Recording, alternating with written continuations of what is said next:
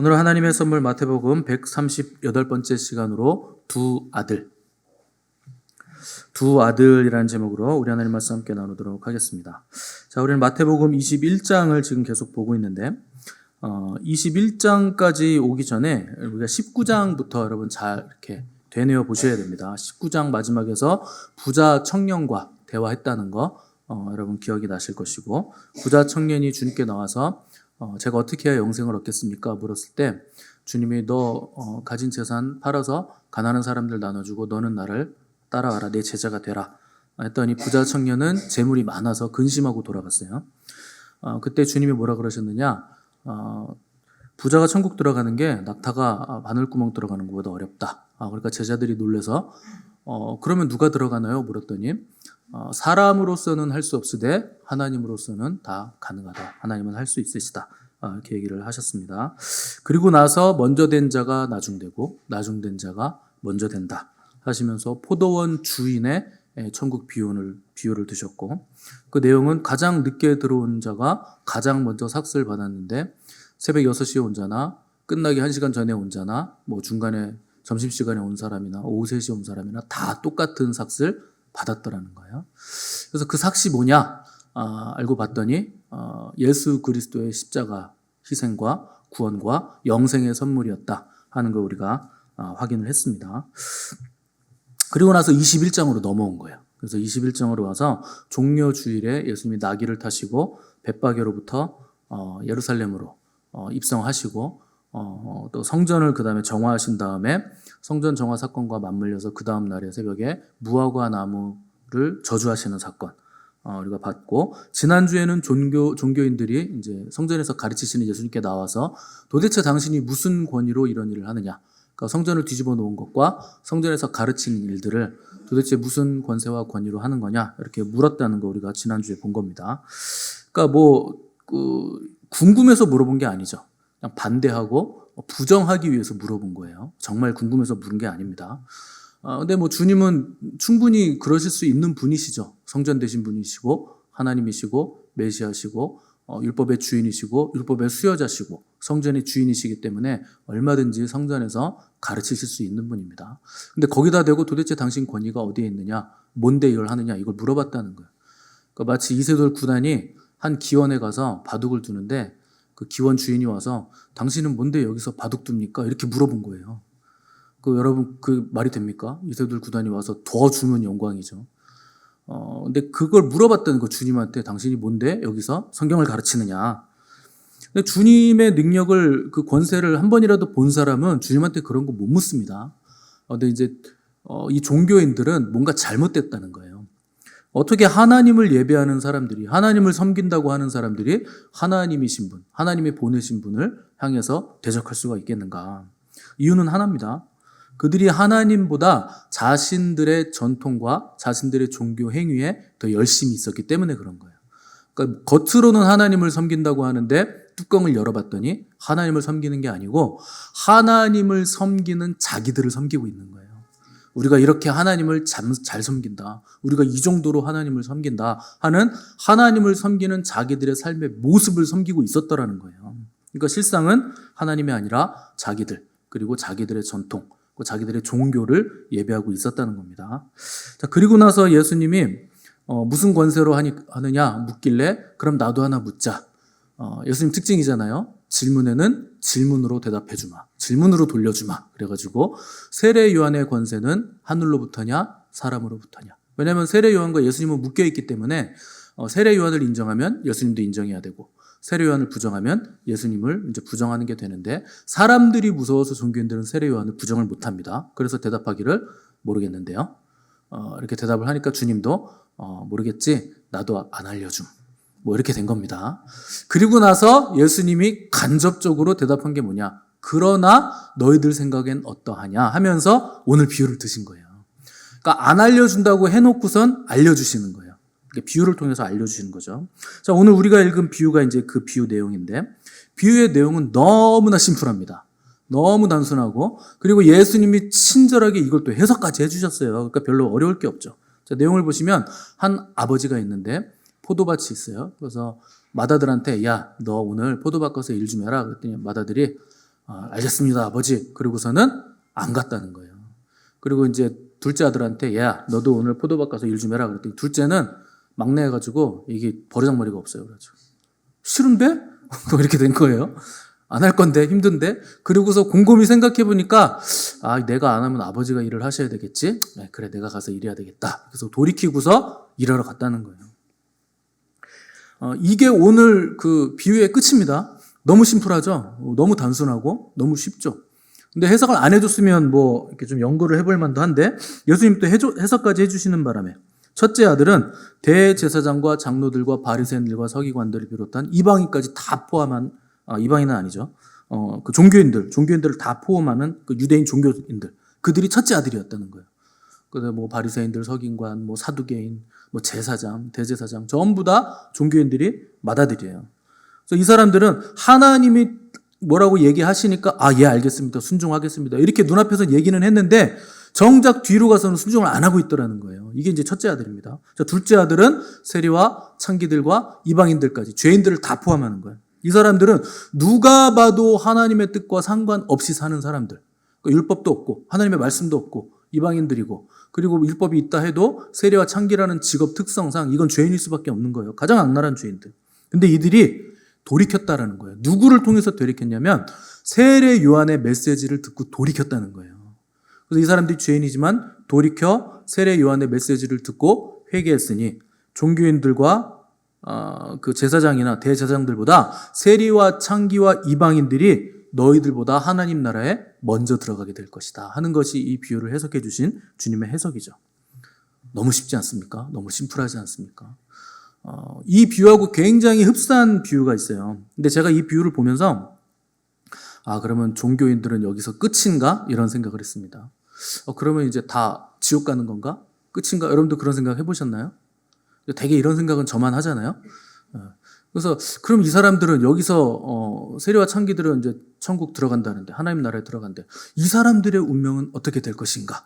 이제 이게 궁금한 거예요. 그래서 요거하고 굉장히 비슷한 비유를 찾아봤는데 누가복음 15장으로 한번 가보세요. 여기 주보 끼워 놓으시고 마태, 마가, 누가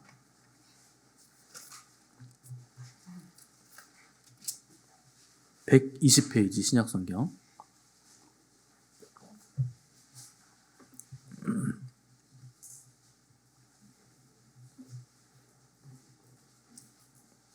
자, 누가복음 15장에는요, 세 가지의 비유가 나옵니다.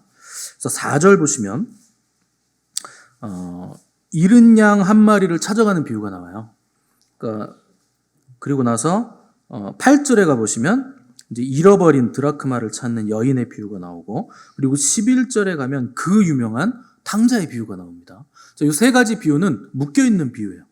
자, 그래서 4절에서 잃어버린 양 한 마리 찾는 목자의 비유가 나오는데, 이건 뭐냐면 양이 100마리 있는 목자가 있는데 양 한 마리를 잃어버린 거예요. 그러니까 이 양 한 마리가 그 돌아다니기를 좋아하는 아주 말 안 듣는 양이어가지고 얘가 또 혼자 막 산으로 들르고 이제 가버린 거예요. 근데 이제 99마리가 있는데 목자가 99마리는 버려두고 잃어버린 양 한 마리를 찾으러 간다는 거예요. 이거는요, 우리 상식에는 이거부터 이해가 안 돼요. 아니 99마리를 놔두고 한 마리를 왜 찾으러 갑니까? 여러분들 같으면 그렇게 하시겠어요? 여러분들 목자라면? 100마리가 있어. 근데 99마리는 여기 있고 들에 있는데 풀 뜯고 있는데 한 마리가 사라졌어. 그럼 99마리 놔두면 여러분 99마리한테 무슨 일이 생기면 어떡할 거예요? 곰이 올 수도 있고. 그 다윗이 왜 양칠 때 곰도 오고 사자도 오고 막 그랬잖아요. 그래서 뭐 물맷돌로 막 물리쳤다고. 그러니까 팔레스타인에는 그 들짐승들이 많아가지고 양을 풀어놨는데 늑대가 올 수도 있고 또 뭐 들개가 올 수도 있고 곰이 올 수도 있고 양을 잡아먹을 수 있는 거예요. 근데 99마리를 풀어놓고 잃은 양 한 마리를 찾아간다는 거예요. 이게 우리 상식으로는 이해가 안 되는 거예요. 왜냐하면 우리에게는 수학적인 계산이 있잖아요. 1보다는 99가 크잖아요. 그러니까 당연히 99를 지켜야지 어떻게 한 마리를 찾아갑니까? 그러니까 이거 말이 안 되는 비유를 든 거예요. 근데 그 한 마리도 찾았는데 그걸 또 굳이 목에 메고 온다는 거예요. 그러니까 이 양은 크지도 않은 양이에요. 새끼 양이든지 조금 큰 양이든지. 그러니까 이거를 이렇게 목에 메고 왔는데 그렇게 와가지고 또 뭘 하느냐? 야, 내가 잃어버린 양 찾았거든. 이웃들을 막 쫓아오는 거야. 너무 기쁘다. 우리 같이 파티하자. 그래서 파티를 한다는 거예요. 여러분, 파티하면은 물만 먹일 수 있습니까? 뭘 또 먹여야 될 거 아니에요, 잔치하면. 이웃을 초청했으니까. 그럼요, 당시에 목자가 줄 수 있는, 대접할 수 있는 건 포도주하고 양고기예요. 그러면 굳이 99마리 놔뒀다가 잃어버린 양 한 마리 찾으러 가가지고 찾아왔는데, 파티한다고 잃어버린 양 찾았다고, 한 마리 찾았다고 기뻐가지고 양 한 마리를 잡아야 돼요. 아니, 그래야 파티를 할 거 아닙니까? 그러니까 한 마리 찾아와가지고 양 한 마리 잡아가지고 파티하면 이게 계산이 맞아요? 수지 타산이 맞습니까? 근데 먹다 보면, 포도주 먹다 보면 또 이게 또 흥청망청 잘 들어갈 때가 있잖아요. 그리고 또 고기가 모자라면 한 마리 더 잡아야 돼요. 그러니까 이건 계산이 안 되는 거예요. 그런데 비용 대비 효과가 너무 안 좋은데 이걸 하시겠다는 거예요, 목자가. 그러니까 우리의 계산법하고 하나님의 계산법은 완전히 다른 거다. 이거 말씀하시는 거죠. 자, 잃어버린 드라크마 내용 같은 내용이야. 10드라크마가 있었는데 한 드라크마를 잃어버렸어요. 한 드라크마가 얼마냐면 대략 한 6만 원, 7만 원? 당시에 노동자 하루 품삯 뭐 그 정도 됩니다. 오늘로 하면 뭐 한 10만 원에서 15만 원 사이 정도. 그 한 드라크마를 잃어버렸대요. 그러니까 뭐 대충 뭐 100만 원 있었는데 10만 원 잃어버렸다. 당시 동전이니까. 근데 그게 이제 그걸 찾으려고 온 등불을 들고서 온 집안을 다 뒤졌다는 거예요. 그래서 마침내 찾았어요. 그랬더니 또 이웃을 불러서 잔치한다는 거예요. 여러분, 잔치하면은 6만 원, 7만 원, 10만 원으로 끝납니까? 훨씬 더 많이 들어요.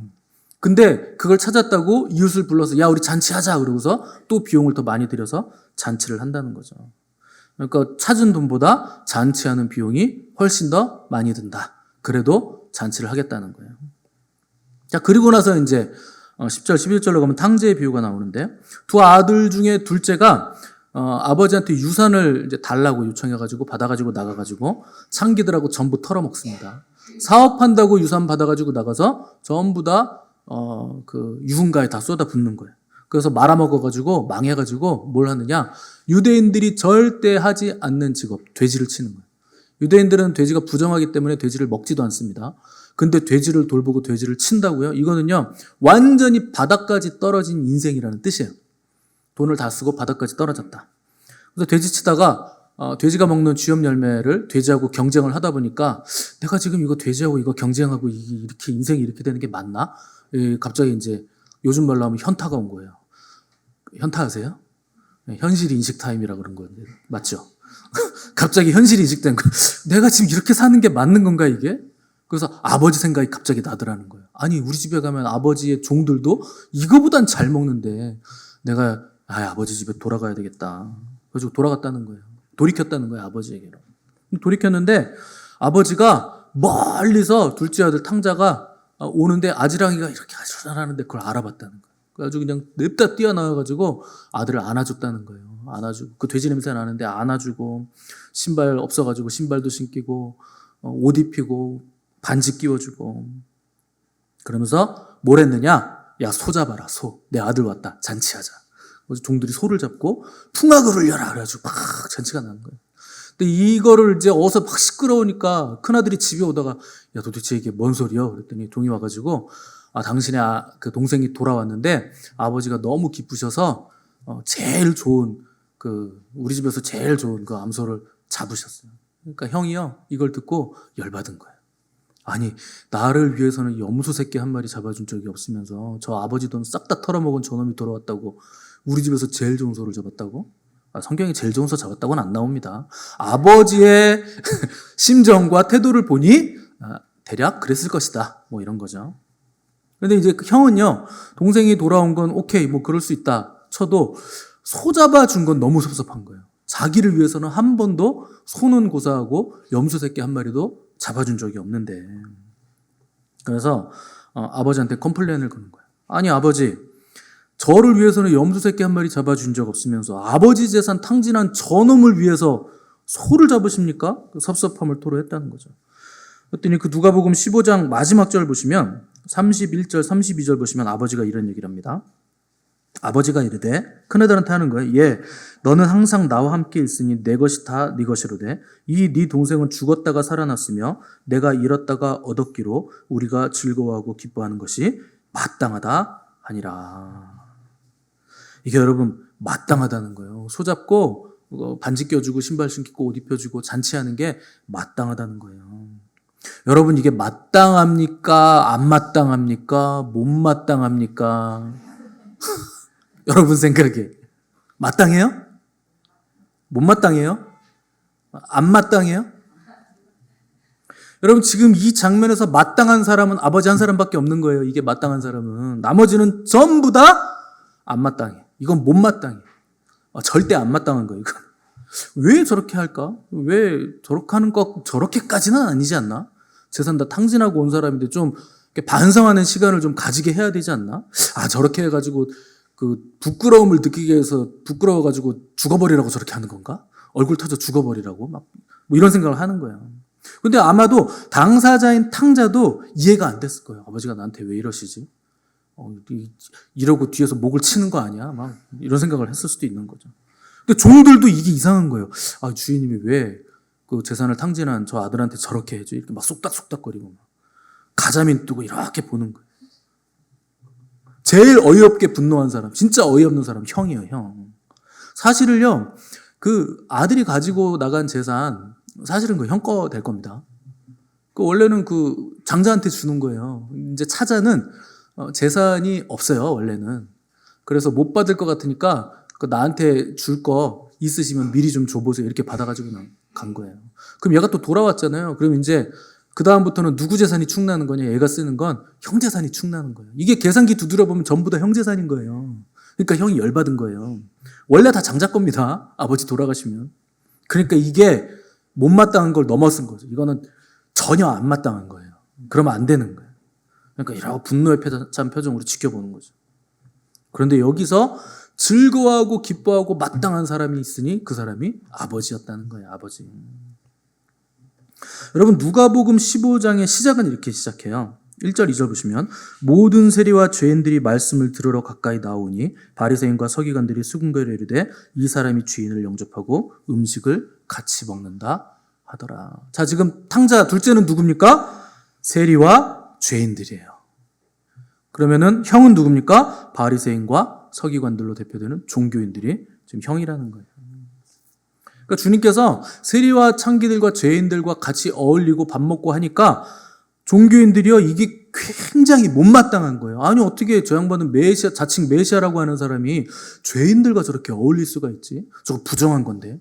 저 사람들이랑 어울리면 부정 타는데, 우리. 그러면 막 이거 속죄해야 되고, 막 정해져야 되고, 이런 일을 해야 되는데, 어떻게 지옥의 땔감 같은 저런 죄인들과 함께 어울릴 수가 있는가, 이렇게 생각을 한 거예요. 아주 흉악한 죄인들과 어울리는 메시아는 있을 수가 없다. 이런 생각을 했다는 거죠. 여러분은 유대인이 아니죠? 여러분 유대인이에요? 여러분 이방인입니다. 철저하게 여러분들은 이방인들이에요. 우리는 이방인들이에요. 이방인들이 지금 여기서 하나님 예배하는 게 마땅한가요? 못 마땅한가요? 여러분 입장에서. 마땅하잖아요? 안 마땅해요? 여러분 못 마땅해요? 예배 드리는 게? 마땅하고 죽을 때까지 마땅해야죠. 우리가 하나님 알게 된 거 너무나 감사하고 마땅한 일이에요. 이거 마땅한 일이에요. 그럼 우리 입장에서는 잃어버렸던 그 아들, 잃어버렸던 양이 우리니까 너무나 마땅하고 감사한 거예요. 탕자였던 우리가 아들이 되었으니까, 받아들여졌으니까 얼마나 감사합니까? 근데 여러분들이 생각하기에 지금 여러분은 탕자 같으세요? 아니면 탕자의 형 같으세요?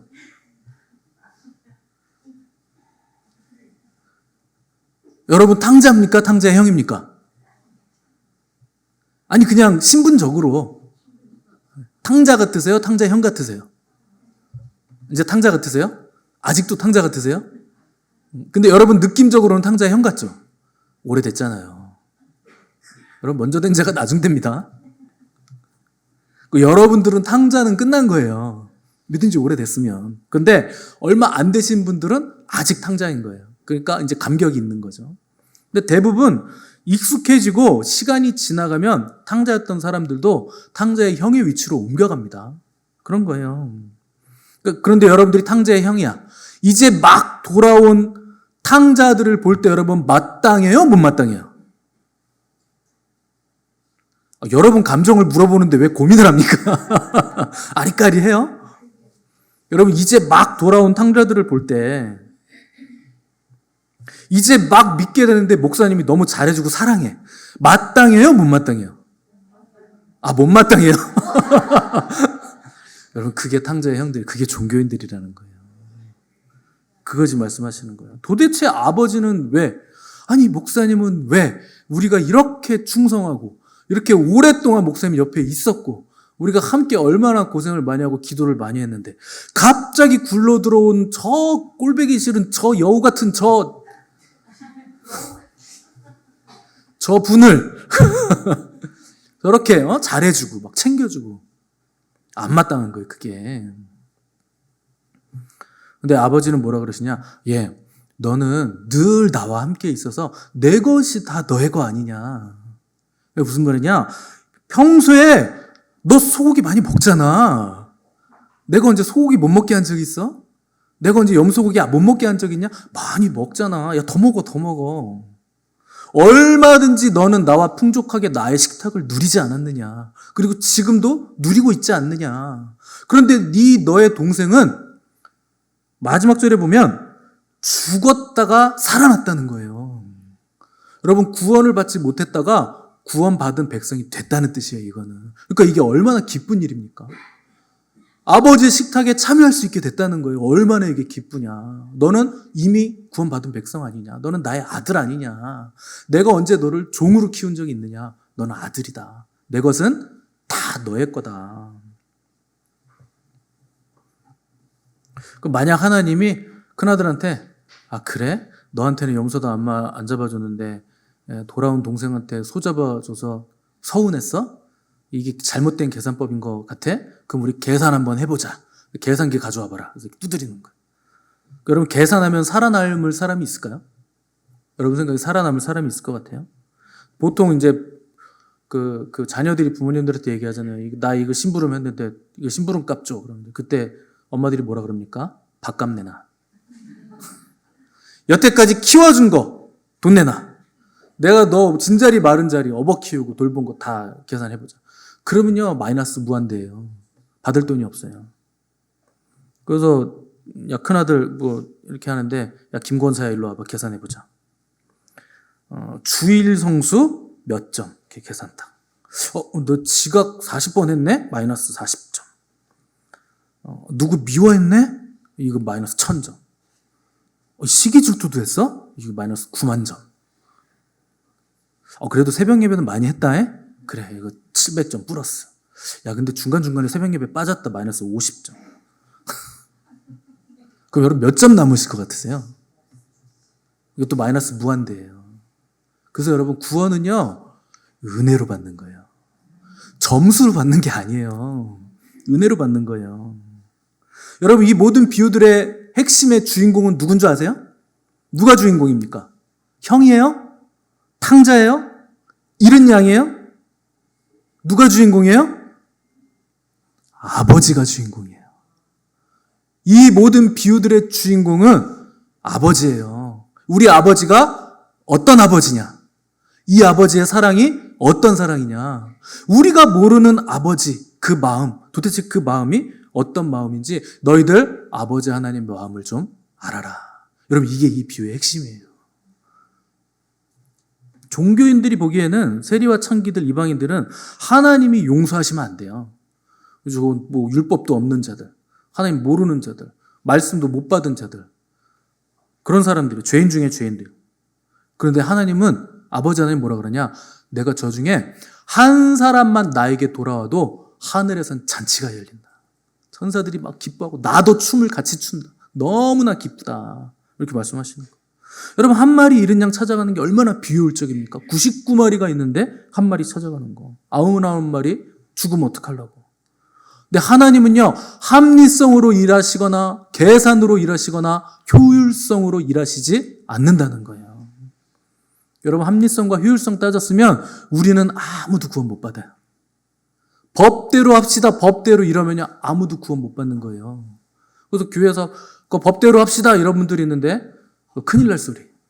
법대로 하면 여러분, 율법대로 하면 다 죽어야 돼요. 율법을 누가 지킵니까? 그래서 하나님이 쓰신 편법이 십자가라니까요. 하나님 우리를 편법으로 구원하신 거예요. 예수 그리스도의 십자가로. 정도로 걸으면 아무도 구원받을 자가 없으니까. 그 합리성과 효율성을 우리가 계산기 두드려서 따지면 누구도 구원 못 받아요. 근데 하나님은 오래 참으시는 거예요. 기다리시는 거예요. 고래 심줄같이 질기고 질긴 우리인데 우리를 기다리시고 무한하신 사랑으로 녹이셔가지고 오늘 이 자리까지 있게 하신 거예요. 그의 아버지의 마음이에요. 그분이 독생자 예수 그리스도를 우리에게 보내셨다는 거예요. 아버지가 보내신 거예요. 근데 우리는 자꾸 내가 믿음으로 뭔가를 획득하려고 하는 거예요. 그래서 잘 믿어야지. 이렇게 해가지고 내가 사랑을 받아야지, 구원 받아야지. 자꾸 뭘 얻어내려고 하는 거예요. 그러니까 갈수록 어떻게 됩니까? 오래 믿었는데 점점 더 눈꼬리가 찢어지는 거예요. 사나워지는 거예요. 저거 저렇게 해서 되겠어? 저 구원 받겠어? 아니 뭐 자기는 뭐 잘해가지고 구원 받았어요? 은혜로 구원 받았지. 다시 마태복음으로 넘어오십시오.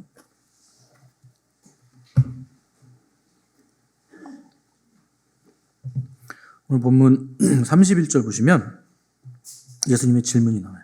그 둘 중에 누가 아버지의 뜻대로 하였느냐? 한다고 하고 안 간 놈하고 안 간다고 하고 간 놈하고 둘 중에 누가 아버지의 뜻대로 했을까요? 종교인들이 뭐라고 대답합니까?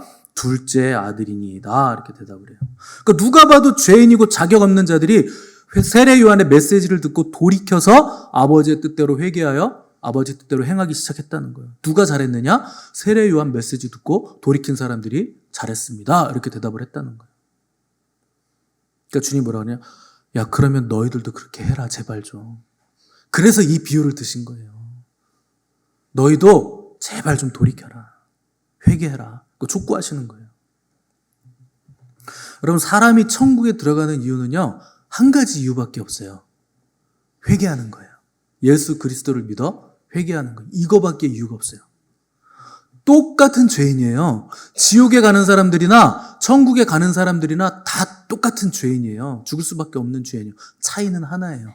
회개한 죄인인가? 회개하지 않은 죄인인가?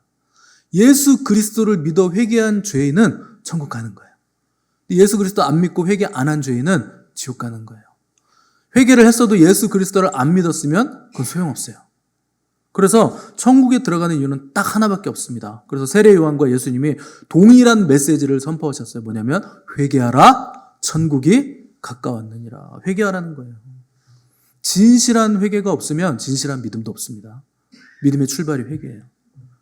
우리가 하나님 앞에서 의롭게 여김을 받는 근거는 믿음인데 이 믿음의 시작이 회개로부터 출발하는 거예요. 회개 없으면 믿음도 없는 거예요. 그래서 회개가 필수적이라는 거예요. 회개라는 헬라어가 메타노에아입니다. 메타라는 거 잘 아시죠? 생각이라는 뜻이고 노에오 하면 돌이키다라는 뜻이에요. 바꾸다, 돌이키다. 그러니까 회개라는 건 메타노에오, 생각을 바꾸다, 생각을 돌이키다. 내 생각을 내려놓고 하나님의 생각대로 하는 거예요. 하나님의 생각을 우리가 말씀이라고 부르는 거예요. 그러니까 하나님의 말씀에 순종하고 말씀이 나를 이끌어가는 거예요. 우리는 말씀대로 산다고 하면 내가 말씀을 해석하고 내가 말씀을 이해하고 내가 말씀을 생각해서 말씀대로 내가 살아가고 지키는 거라고 착각하는데 아닙니다. 말씀이 나를 해석하고 말씀이 나를 장악하고 말씀이 나를 이끌어 가시는 거예요. 그래서 말씀을 하나님이라 그러는 거예요. 내가 말씀을 읽는 게 아니에요. 말씀이 나를 읽는 거지. 내가 말씀을 장악하는 게 아니에요. 말씀이 나를 장악하는 거예요. 그 말씀이 나를 정복하는 거예요. 그래서 그 말씀이 나를 이끌어가는 거예요. 그래서 이 말씀은 곧 하나님이시니라. 말씀이 살아있어서 우리에게 말을 거시는 거예요. 말씀이 움직이셔서 나를 이끌어 가시는 거예요. 말씀이 능력이 있어서 나를 보호하시고 지키시고 붙드시는 거예요. 살아있는 말씀이에요. 31절 마지막에서 주님이 세리들과 창녀들이 너희보다 먼저 하나님 나라에 들어가리라. 여러분, 먼저라는 건 나중이라는 걸 전제하고 있는 거예요. 그죠?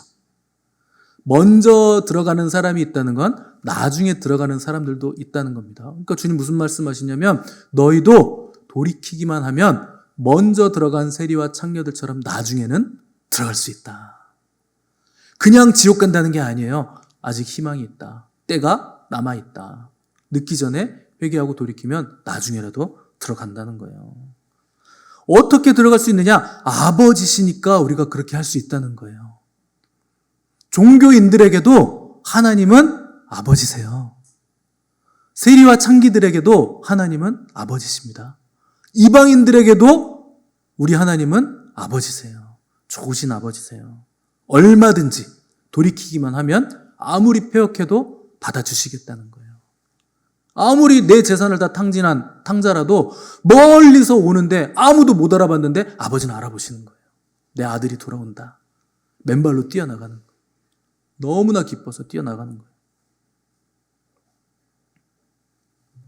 그래서 돌아온 종교인들 중에 바리새인 중에 바리새인이었던 사도 바울이 돌아오게 된 거예요. 그 사도 바울이 십자가 복음을 가지고 당시 전 세계를 뒤집어 놓죠. 그 바리새인 중에 또 이스라엘의 선생이어 지도자였던 니고데모도 돌아와서 예수님의 제자가 된 것이고, 또 사내들인 공의회 그 회원 멤버였던, 지금으로 따지면 국회의원쯤 되는 거죠. 아리마대 요셉도 예수님의 제자가 돼서 예수님이 돌아가셨을 때 자기의 무덤을 오픈해서 예수님을 거기에 장세 지내는 충성스러운 제자가 되죠. 어떻게 이런 일이 가능할까요? 맨 처음에 얘기 드렸던 대로 사람으로서는 할 수 없을 때 하나님으로서는 가능하니라. 하나님이 하시는 거예요. 제가 설교 시간에 여러분들이 예수 그리스도 안에서 하나님을 만나지 않으면 만나게 되는 하나님은 진노의 하나님이다 라는 말씀을 종종 드렸는데, 여러분 그렇다고 해서 오해하시면 안 되는 게, 하나님은 화를 내시고 진노만 하신다고 오해하시면 안 됩니다. 그건 마지막 어느 심판의 때, 그때 하나님이 진노하시는 거지, 그 전까지는 하나님이 진노의 하나님이 아니에요. 여전히 우리를 기다리시는 아버지 하나님, 사랑의 하나님, 우리에게 구원의 길을 여시기 위해서 중보자이신 예수 그리스도를 보내시기로 계획하신 분이 우리 아버지세요. 여러분, 예수님이 자발적으로 이거 계획해서 오신 거 아닙니다. 예수님이 이 땅에 성육신하신 이유는 아버지께서 그 구원 계획을 계획하셨기 때문에 아버지가 보내신 거예요. 가졌으면 좋겠다. 그러니까 이 모든 계획을 수립하신 분이 우리 아버지세요. 성부 하나님. 그 아버지는 사랑이신 거예요.